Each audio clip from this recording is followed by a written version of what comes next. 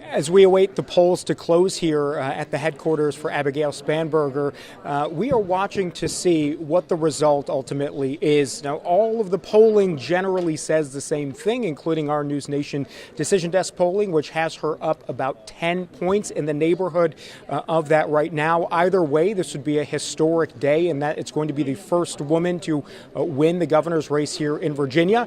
Spanberger has tried to make this race throughout the campaign about a couple of core tenets. She's talked a lot about affordability in the Commonwealth. She's talked a lot about health care, and she's also talked about jobs, which certainly incorporates and is a reference to the fact that you've got federal workers that have been laid off, that have lost their jobs, many of whom are frustrated, and they feel that's a large swath of the public that is actually going to support her campaign. And when you look at the numbers, not just today on Election Day, but before this, 45 days of early voting, so far more than 1.4 million people have cast early ballots here, which shows the enthusiasm in this race. And obviously, it's very important for those that live in the Commonwealth. But when you talk more broadly and you zoom out here, this is also the first time when Virginia and New Jersey that voters in a large and sort of a statewide race are going to go and be able to react or to weigh in on the Trump administration, Trump 2.0. So that is something that we're going to be watching as well as sort of a